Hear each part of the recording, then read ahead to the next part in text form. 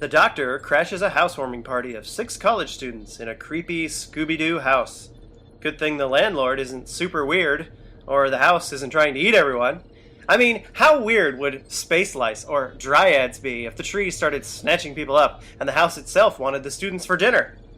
Find out today on the newest episode of Voices from the Vortex. Broadcast amplitude at maximum capacity. Transmitting through time and space in 3, 2, 1. Welcome to the Vortex.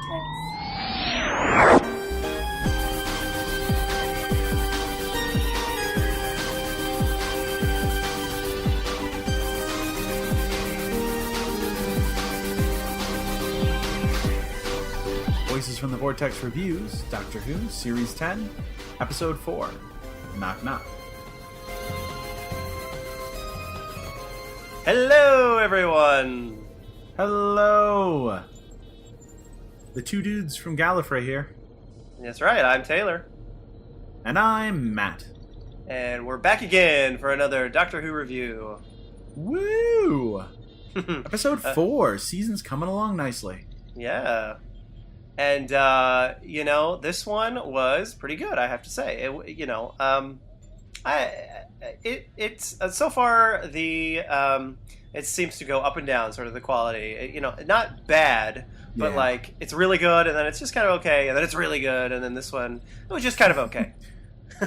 It's bizarre that it's the first and third episodes that were really great, and the second and the fourth that are all right, it's decent. Yeah. And, if any indication of the preview, this next one looks like it's going to be really good. Well, we'll save all that for the final moment of the podcast when we oh my what the trailer. So let's talk about just the overall story here and the monster. So it's kind of nice. It's one of those where it's sort of that it goes back to sort of the slice of life for Bill.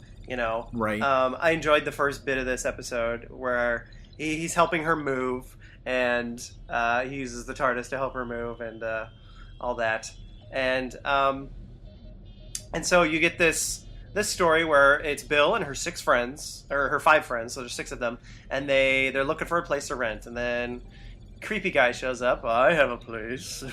And it's like, no. Why would you even give that humor to that guy at all? But they do, and they end up inside a creepy house that the wood is sealing up and eating people, and luckily the doctor's there, so right. It was funny. The doctor was so suspicious right off the bat. There was no... It was so funny. Just as soon as he saw the house, he was like, wait a minute, something's not right here. I feel like he's had a lot of experience watching Scooby-Doo episodes, and he's like, no, wait a minute. Dude in a mask. I know what's going to happen. You're right, though. It was a slight... see, and that's... Sometimes Doctor Who does these really big, epic, grand space sort of things, which just kind of blow you away at how much, it's the crazy season 5 finale stuff, and you're just like, wow, that's amazing. And then sometimes it does this slice of life that they nail it on the head for the companion. I really think they do. I've yet to see a slice of life episode that didn't really didn't give enough character development to the companion. They all seem to, and I really enjoy that. This was definitely one of Bill's shining episodes because it really develops her more. And it's funny too because the second one, Smile, was also a really big Bill development kind of episode, and both of those, Smile and Knock Knock, aren't the strengths of the season so far. Yeah. But that has nothing to say about, because Bill is definitely the highlight of this season. So I don't want to say that she's bringing it down. It's just this episode was written by a playwright, Mike Bartlett, who's never written an episode of Doctor Who before. So for a first attempt, it's not bad. It really isn't. Right. I think I think my qualm from the plot of this, you say you really enjoyed it. I did, but I felt like it was missing something. I feel like it was missing. So it introduces this mystery, and it's this really great first act of the episode, and it's kind of spooky and it's creepy and the way it should be. It's got a great cold open, right? Everything kind of builds, and then all of a sudden, boom! Like it's just, oh no, the house is evil, guy's evil. They're trying to eat everybody. Everyone run around quickly! Don't get eaten! No, everyone's getting eaten! Boo! No, that sucks. And solve. And I feel like we went from this really great buildup of a mystery, and we missed out on the mystery. Yeah. It was. I would agree with you there. I don't feel like this episode broke the mold for Doctor Who. It was very cookie cutter. It followed the basic structure of a Doctor Who episode. This could have been like a classic Who episode. There wasn't a lot of newness to it, and that's sort of that really surprising and really great stuff that we've come to expect from Stephen Moffat and Jamie Matheson and some of the other guys that I can't name off the top of my head. Right. But you're right. As soon as it was like, I mean, we knew based off the trailer, we know, okay, the bad guy's evil, the house, there's something with the wood. Like, we knew that, and then that's basically, there was nothing new to it. That's basically what it was. And then we find that out really early in the episode. Oh, bad guy's bad. Oh, the wood eats people. Like, it was real quick. You're right, to get to that sort of thing. Now, they did have a twist at the end, but was it a twist? I mean, it was kind of... It wasn't much of a twist. The twist was that he wasn't the father of the woman; he was the son. Right. Which I thought that was kind of cool that Bill figured that out, because that's kind of that. Yes. That's kind of that thing if it was David Tennant, he would have gone, "Oh, I'm so thick. I'm thickety thick." But instead, Capaldi says, "No flies on you, Bill," which I like that. That was nice. That was a fun little line. But. So it was fun that she figured that out. But the twist, I mean, it wasn't that shocking or anything. There was nothing that really blew me away in this episode. Right.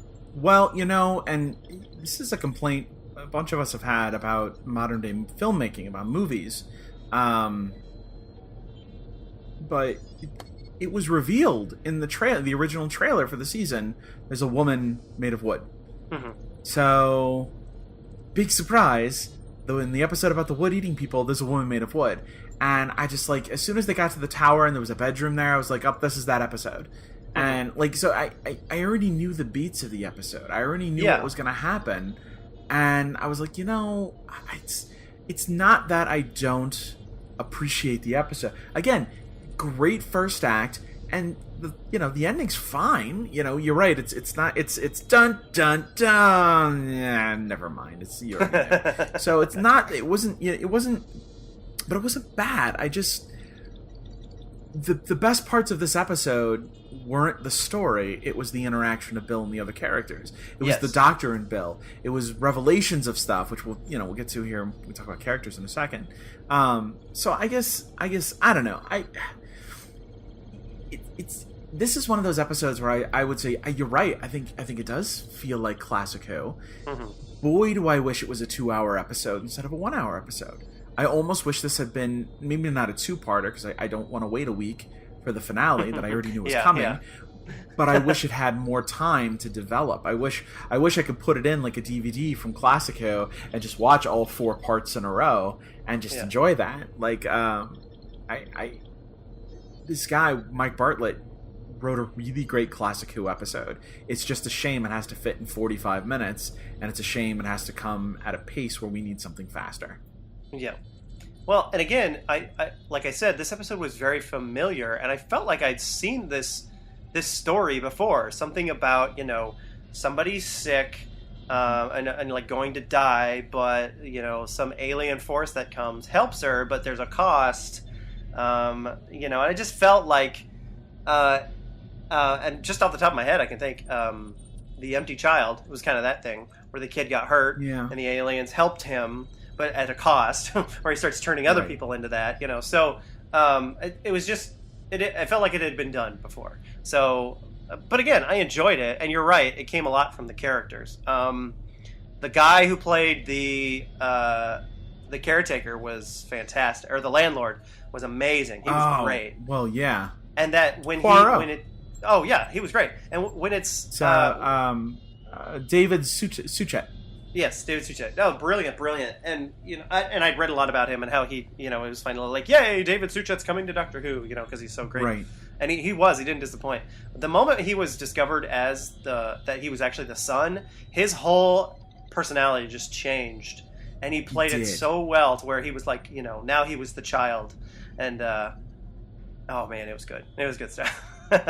I enjoyed that part. No, he brought a gravitas to that part that anyone else, some episodes, there are certain parts that have to sell, and his was one of them. There were a couple other of the kids that I think the parts had to sell too, and I'll talk about in a minute. But he had to sell everything. Nobody cares about the wooden woman because she's a bit of the Deus Ex Machina at the end. Yes. She's her character is meaningless. It's CGI over the face. Who cares? But David Suchet is a character actor. He is amazing at what he does. And everything he's been in, but he brought a gravitas and an attitude, and he comes off as the kindly old man, the landlord, the kooky, kind of creepy, but yeah, you kind of forgive it because maybe he's just old.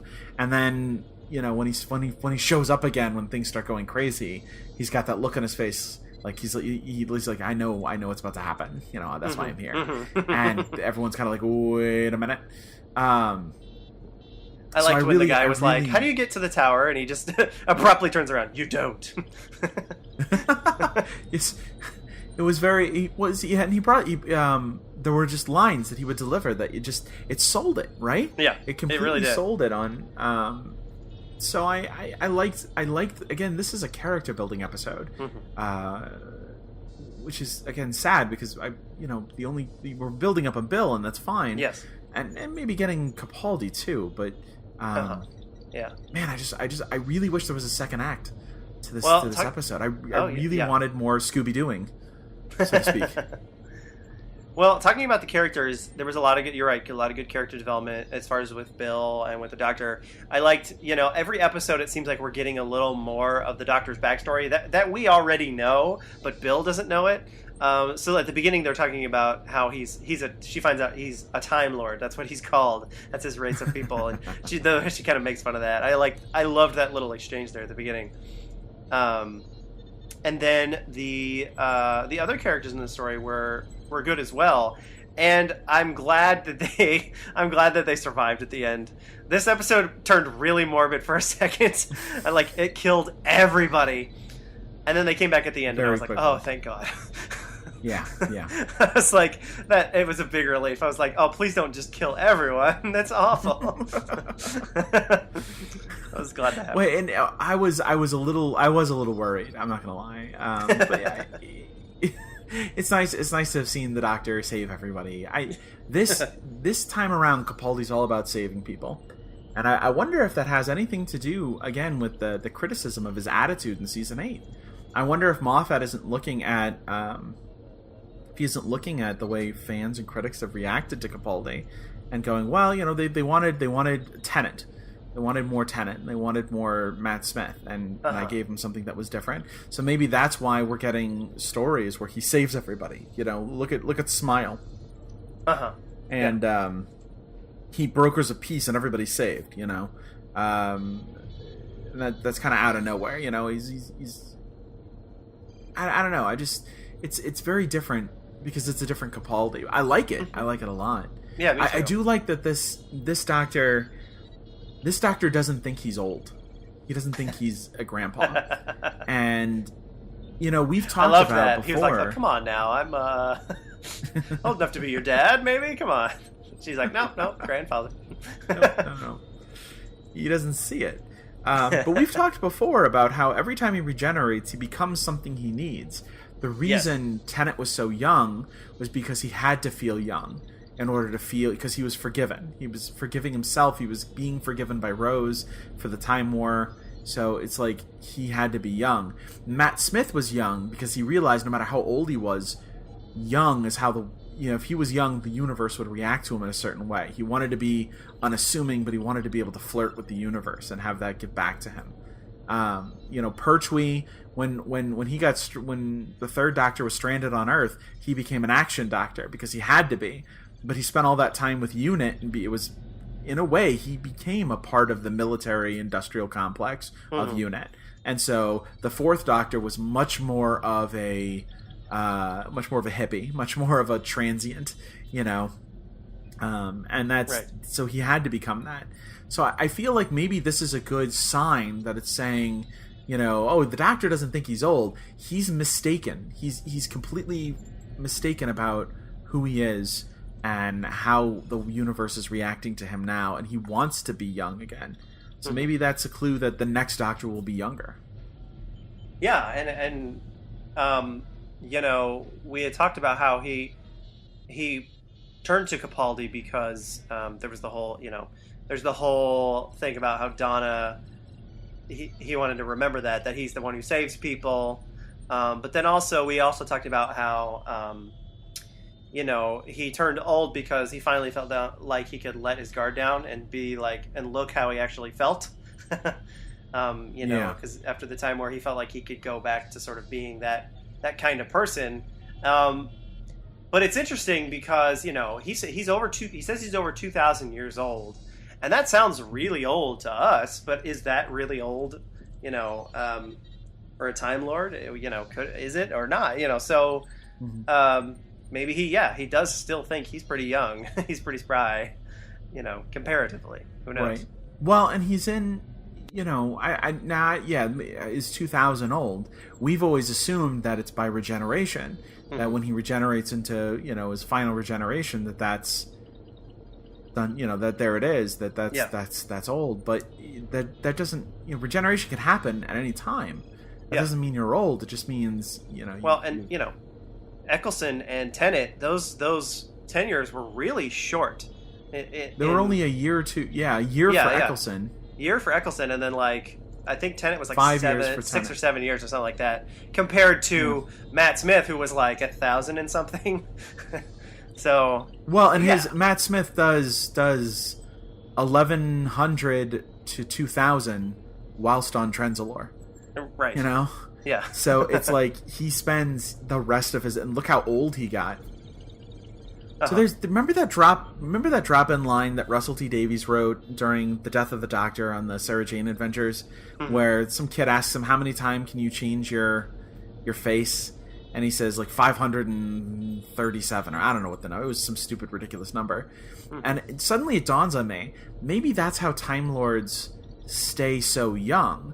So regeneration completely heals you and gives you a new body, but that body still ages. You still grow old. Attached to that, aside from that, even, is the idea that you can change your face so many times. So maybe Time Lords do just change their face back to a younger version of the face they're wearing. So that way they continue to remain younger and live longer. Well, if you remember when Matt Smith was regenerating, he went back to a younger Matt Smith right before he regenerated to Capaldi. So there's all sorts of higgledy-piggledy that nobody knows how it works. But yeah, that's some really interesting stuff, especially coming up. We got to know that he's going to regenerate soon, so it's going to be complicated again. So, yeah, we'll see what new rules are put into place. So, what did you think of the other characters, the other students that were there? What do I think of it? I liked them. Don't get me wrong. So there were a couple that really stood out for me. And one of them it's weird that this person. So the one that dies in the very beginning, I don't remember their names, right? Because they were one episode characters. Right. But the one that dies right in the beginning, and then they find him in the wood, and there's that line that the landlord makes where it's the music, it's what's keeping him here. And all of a sudden there was this development for this character, this huge, this massive thing where this guy was so into music that even the sound of music was keeping him from being digested by the house, that he was between two worlds. And I was like, that's brilliant. I just learned more about that character than I know about the Doctor. You know? Like, yeah. That was so, and it just, for me, that right there stood out. Of course, the guy that relentlessly hits on Bill, and, you know, to the point where you're like, dude, just let it go. Knock it off. She's not into you. You know what annoyed me about that guy was in the trailer, there was this part where he's like standing in the doorway and it looks like something grabs him and pulls him into the house. And I was like, ooh, that's going to be creepy. And it was just him playing around in the episode. He grabs his own head. And I was like, oh, come on. They tricked me. Those shifty British. No, I'll say this though. You know, I like that they're reinforcing Bill's lesbianism. I like that this season feels very political, and I like that we're seeing, you know, characters. It's not she's not gay for the sake of having someone be gay. She's gay. Who cares? But because this season is in this year, it's like it's addressing everyone, saying, no, look, we're going to talk about this. Because, this guy was just hitting on her, and he stopped as soon as he found out she was a lesbian.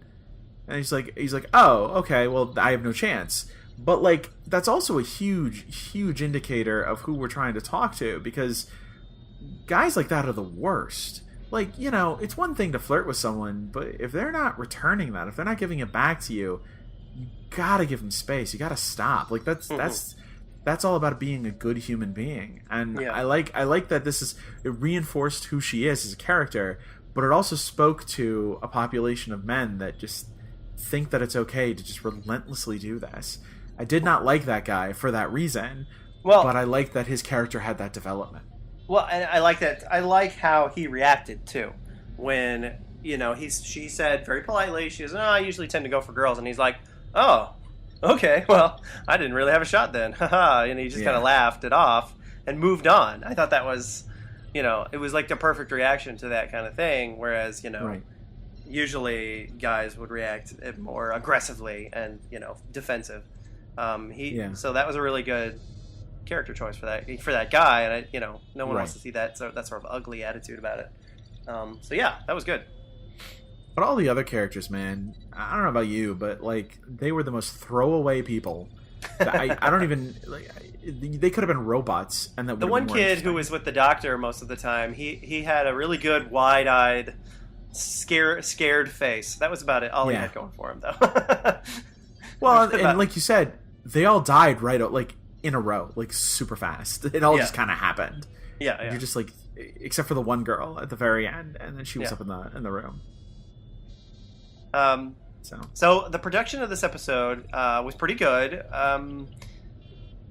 Like, I don't know, the thing I liked was the guy in the wall. I thought that was really cool. Yeah. When they did that was really well done. The house was beautiful. Oh yeah, the house was really cool. It was really. I would love to. I'm sure that's a real house somewhere, maybe. Or I don't know, maybe it's a set. But I'd love to explore that place. That looked really neat. It's literally the Scooby-Doo house. This episode was basically Scooby-Doo, guys. I'm not kidding. There's a reason I keep bringing it up. No, I'll tell you what though. You can definitely tell when they're in post-production and an episode's like, guys, we just got to get this done. Let's just move on to the next one because we got a bigger episode over here that we got to put all our SFX budget into. Mm-hmm. Because every time the space lice were on the screen, I mean, they stood out like a sore thumb. They were the worst. They were season 2 level bad special effects. Oh yeah. Yeah. I spent the entire time, every time they jumped on the screen, I was just like, no, don't do this. Just don't do this. I can see that. It was very Sci-Fi Channel style. Well, and it's always that it's that that swarm of bugs that completely covers the person, and then they disappear, and then all the bugs just fall down again. Like we've seen that so many times. Yeah, we saw it earlier this year. We saw it in the first episode with the water. Oh, you're right. And then we saw it again in Smile with the bots, the nanobots or whatever. They're saving their money for something big at the end. I really hope so. Don't tell me it's the Mondasian Cybermen, because there's nothing about those costumes that reeks of having a big special effects budget. Okay, That's right. Yeah. We've seen the original Mondasian. We both Taylor and I have watched what was it, the 10th Planet, and no, I'm sorry, no, those costumes are ridiculous. So. There better be they better bring Smog from the Hobbit movies into this. That needs to be the that's actually who the final villain is Smog. He's in the vault. He's in the well, of course, that's where all the money is. Yeah, that's right. Speaking of the vault, we got to get to that. Holy let me just cow. Say. Oh, okay. Yes. Go ahead if you wanted to. If you had anything else. We can move on. It's cool. I'm ready to get to the vault. The vault. Oh my god. Okay, so there's a piano in there, and someone's playing the piano. It's Missy, right? It's Missy, or it's the master. It's somebody. It's somebody with a sense of humor, because as soon as he said, "Oh, some kids died," he was like, "Pop Goes the Weasel," it starts playing. And it just screams the master, or at least it screams Missy, but we know that John Sims coming back, so maybe John Sims in there. Oh, see, I disagree. It is not. I don't think it could be Missy. I don't think he would ever. Because there's no way that with the relationship that Capaldi and Missy have, that Capaldi would put Missy in a vault, speak of her in third person, play the pronoun game. There's no way that that's Missy. If it's gonna be the master, that is John Sims in the vault for some reason, because Missy would. It feels more like a John Sims moment to play the piano to Pop Goes the Weasel. Yes, but I just don't see why he'd put Missy in there. Why wouldn't he find that just seems that was really weird for Capaldi's Doctor. Well, I tell you, whoever is in there, they're friends, because he brings them Mexican food, and then that's the thing. We're learning more and more about whoever's in this vault. He goes in the vault. You see this big door in this vault, and it's got this really complicated locking mechanism, and you think, oh, something's in there that should not come out. And that is super dangerous and whatever, super scary or whatever. But he brings it food, and he goes in and hangs out with whoever's in there. It's like, it's this mystery is. Every time they show more and more of it, I'm like, okay, I gotta know, because they just keep adding more and more layers to it. So not to lend any credence to any of the the stuff online that's flying around, the rumors, but it does feel like it should be John Sims, right? It feels like it should be the master. However, on that same token, I could totally see it being him. I can see that from that. If any of you have read that online, people are saying that it might actually be an earlier version of him. Played by another actor. So or maybe even a later version of him. That would be interesting. Or later, or like the next one. Yeah. He knows it's coming. So I mean, there are definitely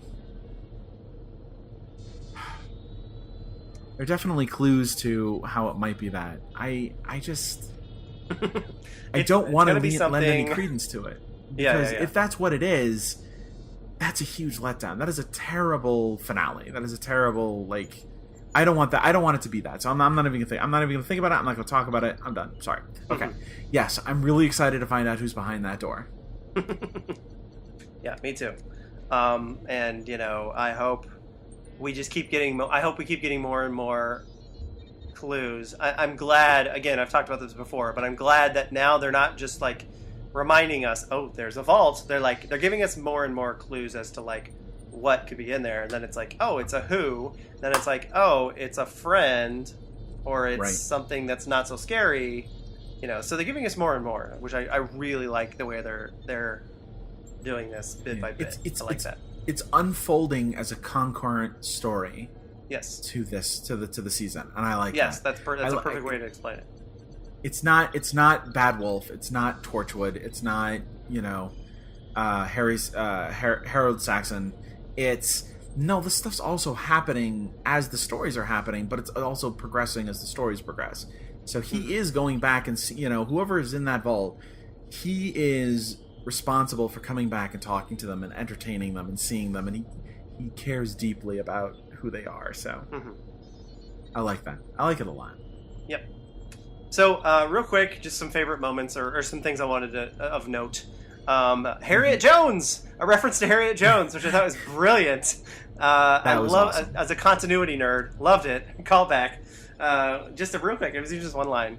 Other than that, one of the biggest disappointments of this episode was there was no joke or reference about how his screwdriver doesn't work with wood.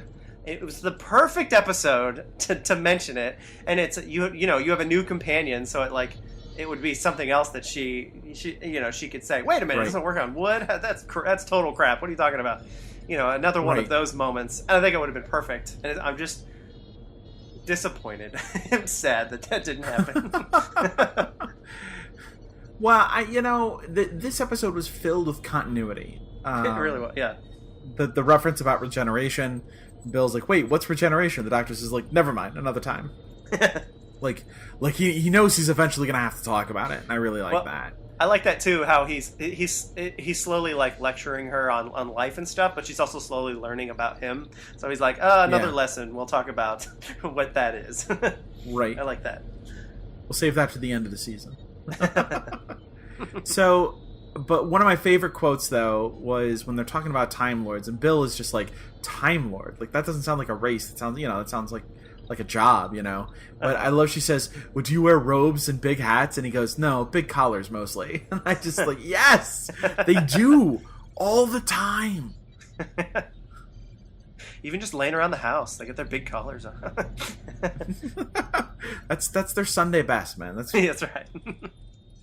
That's how they go out in the world. Oh.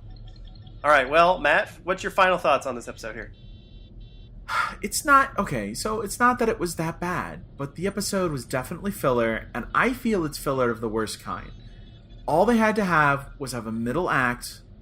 So after they build the mystery, middle act where they're investigating the mystery, and it would have been a brilliant episode. This to me felt like filler of season 2, filler of season 3. This was like, we just needed something to get us from point A to point B, because everybody knows that then, in a couple episodes we're going to be seeing Michelle Gomez, so let's just try to get there. And that's what this felt like. So but purposefully, it felt like it was missing a middle act. I don't know if that's the writer. I don't know if it's because he's a playwright and he writes differently, 2-act plays or whatever. But this definitely felt rushed, and I don't know. Oh well, I guess better luck on the next one. Yeah, I'm going to agree with you on this one. I enjoyed it. There were some great moments in it. Great acting, by David Suchet and the Doctor and Bill were brilliant, of course. But this episode felt very cookie cutter Doctor Who, and we're in series 10 of this thing, and it needs to have more than just the basic Doctor Who plot structure. There needs to be twists and turns, and this had one turn, and it was like a slight veering to the right, and we already knew, and we could see where we were going already. So yeah, not a lot of twists and turns. Very, very familiar episode. Calculating.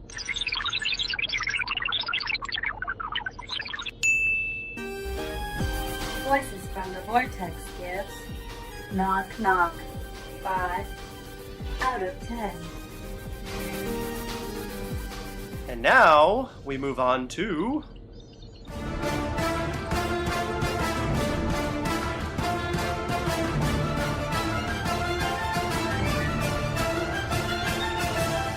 my god, that promo. Oh my god, that promo! I'm sorry. I'm gonna have to go with, oh, so that was a promo, huh? Oh. Completely different segment. A promo. Yeah. Oh, my. Promo. This looked... It looks good. You know what it really reminded me of is 42 is what this episode really reminds me of. Where they're in space and there's like they have to rush to do something, and it looks like maybe it'll be in real time, you know. So yeah, that's basically the impression I got from it. But it's written by Jamie Matheson, who I love, I'm really excited for it. Right. No, it's a very compelling idea. Something about the suits have only so many breasts left, and I'm like, that's smart. That's something I haven't heard before. You know what I mean? But I'll tell you what, man. It's a compelling episode. I love Jamie, but the promo felt like, so now we're gonna go do some space stuff, because we just did a modern day, which followed up on a period piece. Now we got to go to space again. So I don't know if that's what the episode is, or if that's just how the promo made it look. But okay, yeah, no, I'm definitely down. Everything about it, Jamie Matheson, and the visuals themselves, just it looks compelling. But yeah, that promo, man, just did not give me the tingles in the back on the hairs in the back of my head. Yeah. Like others do. So yeah, I could definitely see where you're coming from on that one.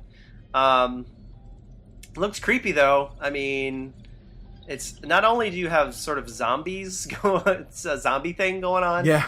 But you also have this whole suffocating thing. This whole, running out of air type of stressful, tense situations going on. Right. So I don't know. It looks good. I think it'll be good.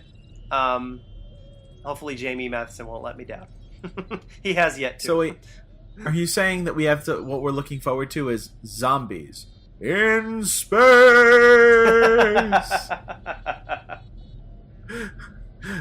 Zombies finally reach the next frontier. Well done, zombies.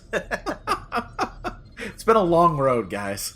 But I know you took that detour to, going back to, like, Pride and Prejudice and zombies. You went backwards in time, but you finally made it into space. Into the future! Into the future!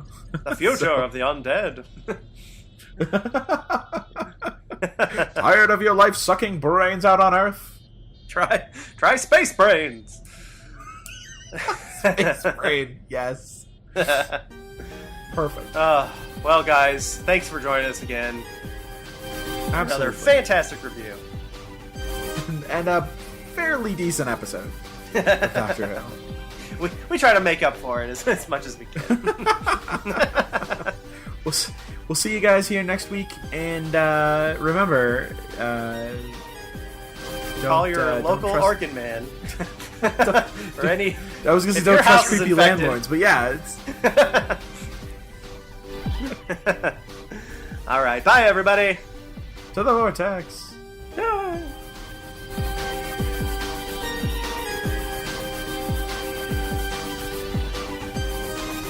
This has been another Voices from the Vortex review, Series 10, starring Matthew Whitecamp as Matt the Time Lord, Taylor Davidson as Taylor the Time Lord, and Danielle Davidson as the sexy voice of the TARDIS. All views expressed are the opinions of the two dudes from Gallifrey, and as such should be taken extremely seriously. Follow Voices from the Vortex on all social media, including Facebook, Twitter, and YouTube. Subscribe to us on iTunes. If you have any questions regarding the podcast, please email us at voicesfromthevortex@gmail.com. Doctor Who and all related materials are copyright BBC, and no infringement of copyright is intended. It's heavily implied, but never intended. All material is fanfiction of a satirical nature. Please, Moffat, don't sue. We know you have a sense of humor.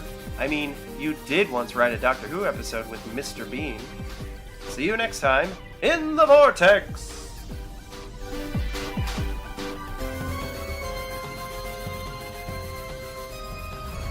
Temporal flight engaged. Returning to the vortex. End of transmission.